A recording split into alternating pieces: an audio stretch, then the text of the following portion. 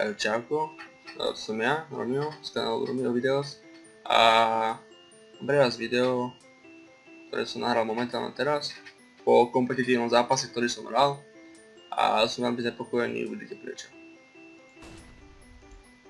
Spomalím to, čo sa stalo. Sa ešte dá vysvetliť a teraz vám ukážem, čo sa stane. Ide mu hráč od chrbta a také zaujímavé, no. Záhadne zomrel, neviem ako, idem ďalej.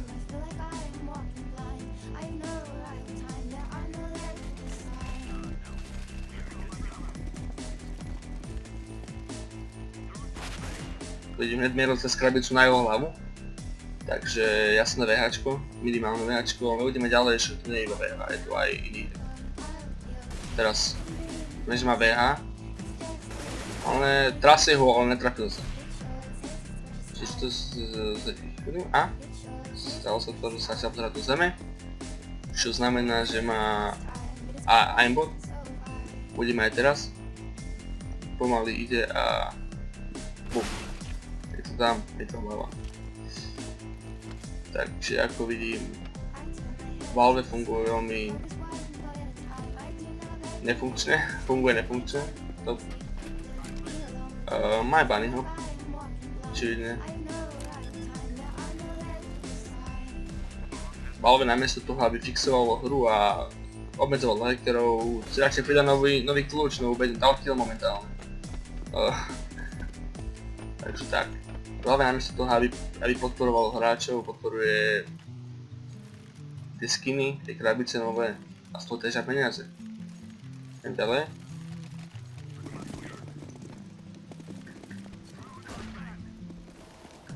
Hlava. Hlava. Tak nejak vyzerá, keď ide. Udá sa do zeme, mierí do zeme. Trasie ho celého, jak drahý pes, kurva. To to nezdá, ale keď hráč proti hackerovi, to nemá význam, máte hrať po nervách. Takže tak. No. Poďme posledné kolo. Si jeho pohľad. Trasie mu celý obraz hore dole automaticky. A kill. Smoke bot dokonca.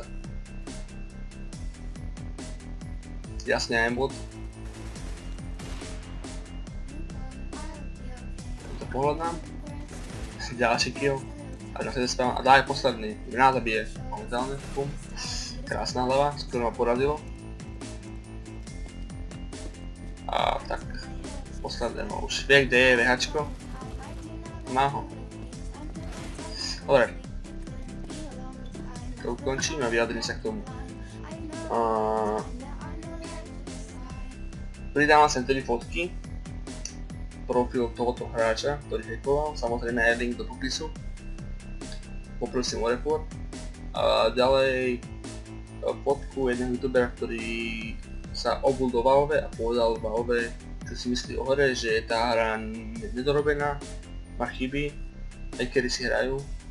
Takisto sem postnem link aj fotku stránky alebo petície toho youtubera, Nika, ktorú sa môžete podpísať aj vy.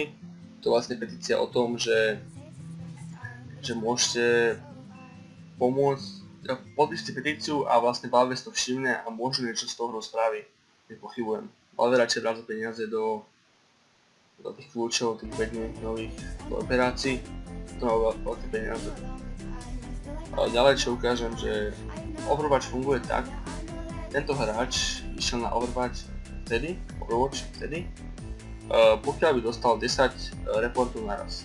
Takže to sa nedá, pretože my sme 5, a oni sú 5, takže on je jeden z tých 5, čiže sme v takom prípade viac. Nepríjemná vec bola tá, že my sme dali všetci 5 report, ale on bol tento tým. Tento tým je nemecký tým, všetci sú Nemci, takisto ako tento Podľa mňa je to veľká náhoda, že sú všetci Nemci. To 4 sú Nemci, lebo sú v jednom klane, ale tento je s nimi. Aj keď celú dobu písali, že ho reportujú a nereportujú, to je jasné. Takže ja linkujem profil do popisu a môžete mu dať report, čo pomôže veľmi. Čiže reportujeme ho, dostane vás ban a tak.